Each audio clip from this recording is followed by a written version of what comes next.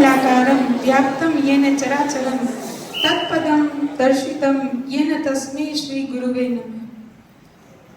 આજના ગુરુ પૂર્ણિમાના પાવન પર્વ નિમિત્તે અત્રે ઉપસ્થિત આચાર્યશ્રી, સુપરવાઇઝરશ્રી તથા મારા સારા મિત્રોને કે આ બધા મિત્રો કે આચાર્યશ્રી, સુપરવાઇઝરશ્રી બધા એવા છે કે એમના જીવનમાંથી મને કંઈક ને કંઈક શીખવા મળ્યું છે.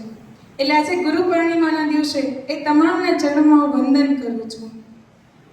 સામાન્ય રીતે હમણાં વાત કરી ને કે ગુરુ બે પ્રકારના હોય, એક શિક્ષા ગુરુ અને બીજા દીક્ષા ગુરુ. તમારા જીવનના શિક્ષા ગુરુ તો અમે બધા છીએ જ, પણ બધાના જીવનમાંથી કંઈક ને કંઈક શીખવા જેવું હોય. અહીંયા આપણે આખો સ્ટાફ છે, બધામાં કંઈક ને કંઈક એવો પોઈન્ટ છે જે બીજા કોઈમાં નથી, પણ એ તમારે જોવાની તમારી દ્રષ્ટિની વાત છે. ભગવાન દત્તાત્રેય હતા, એ 24 ગુરુઓ હતા. કેટલા? 24 ગુરુઓ. કયા કયા? તો કે કબૂતર, પતંગિયું, હવા, પાણી, આકાશ, આવા બધા મળીને 24 ગુરુઓ હતા. એ એવું કહેતા કે બધામાંથી મને કંઈક ને કંઈક શીખવા મળે છે, અને જેનામાંથી મને કંઈક શીખવા મળે છે ને એ બધા મારા ગુરુ જ છે. જો ને પાણીમાંથી આપણને શું શીખવા મળે? તો કે ગમે એટલી અડચણ આવે આપણે આપણો રસ્તો કરીને આગળ વધવું. બરાબર ને? ઝરણું જોયું છે ક્યારે? કેવું ખડખડ વહેતું હોય, પથ્થર આડો આવે તો સાઈડમાંથી નીકળી જાય. એને કોઈ દિવસ કમ્પ્લેન કરી કે અમારે તો કેટલી બધી મુશ્કેલી છે, આમાં આગળ કેમ વધવું? એના ઉપરથી આપણે શીખવા જવું છે. આપણે કહીએ કે આટલી અમારે ફેસિલિટી નથી, સિટીમાં છે, સ્કૂલમાં અભ્યાસ કરતા હોય એ છોકરાની કમ્પેરિઝન આપણે કરીએ કે અમને એવી ફેસિલિટી નથી મળતી, અમે ક્યાં આગળ વધીએ? તો જેને આગળ વધવું છે ને એને કંઈ નથી નડતું.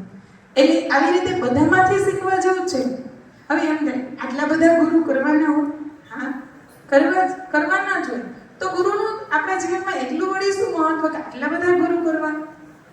જો આપણે પહેલાના જમાનામાં લાઈટ જતી રહેતી, અત્યારે તો લાઈટ જતી રહે તો પેલા ચાર્જિંગ વાળા લેમ્પ આવે છે, લાઈટ આવે છે ને, ટોર્ચ લાઈટ ચાલુ કરીએ, મોબાઈલની લાઈટ ચાલુ કરીએ. પણ પહેલાના જમાનામાં તો આટલી બધી ફેસિલિટી નહોતી, તો શું કરતા? દીવો પ્રગટાવતા. બરાબર ને? હવે દીવો પ્રગટાવવા માટે જો રૂ ખાલી હોય ને, તમે ભલે વાત કરીને મૂકી હોય, તમે પ્રગટાવો તો એ પ્રગટે, તરત જ બંધ થઈ જાય, ઓલવાઈ જાય. પણ જો એમાં ઘી નાખવામાં આવે ને તો એ દીવો લાંબા સમય સુધી પ્રગટે અને આપણને અજવાળું આપે. બરાબર ને? બસ આપણું જીવન છે ને એ રૂની વાટ જેવું છે, અને આપણા ગુરુ છે ને એ ઘીના સ્થાને છે. જ્યાં સુધી આપણા જીવન દિવેટ છે એમાં ઘી ન નાખે ત્યાં સુધી પ્રગટે નહીં ને, એવી જ રીતે જ્યાં સુધી આપણા જીવનમાં ગુરુ ન આવે ત્યાં સુધી આપણે આપણું જીવન ઉર્ધ્વગતિના સ્થાને લઈ જ ન જઈ શકીએ.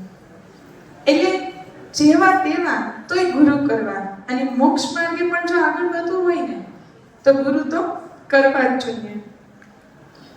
અને આજે અહીંયા જ્યારે સ્ટેજ ઉપર ઊભી છું ત્યારે મારા જીવનના પ્રથમ ગુરુ મારા માતા પિતા છે. એના ચરણોમાં હું વંદન કરું છું, કેમ કે બધાના જીવનના પ્રથમ ગુરુ એના માતા જોઈએ અને પિતા જોઈએ. કેમ કે માતા એ છે કે જે બોલતા શીખવે છે ને આપણને. આપણે જન્મ્યા ત્યારે ક્યાં આપણને કંઈ આવડતું હતું?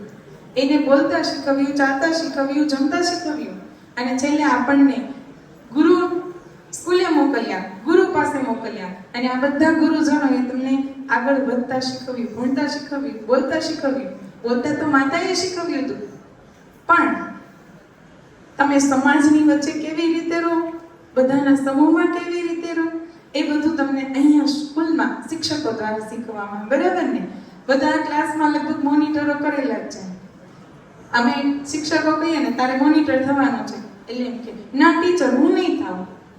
પણ અમે તો શું જોઈએ? એવું ન જોઈએ કે તોફાન કરે છે કે તમે ક્લાસને આખો ડિસ્ટર્બ કરો છો એટલે મોનિટર કરીએ છીએ. અમે તમારામાં રહેલો લીડરશિપનો ગુણ જોઈએ છીએ ને એટલે તમને મોનિટર બનાવીએ છીએ. શિક્ષક એ છે જે તમારામાં રહેલી ખૂબી જાણી અને તમને એ બાજુની એની દિશા આપે. એ સાથે જ આજે બીજા વંદન મારા આધ્યાત્મિક જગતના ગુરુને કરું છું કે જેને મને પરમ પિતા પરમાત્માની ઓળખાણ કરાવી. અને આપ સૌને પણ ગુરુ પૂર્ણિમાની ખૂબ ખૂબ શુભકામનાઓ સાથે થેન્ક યુ.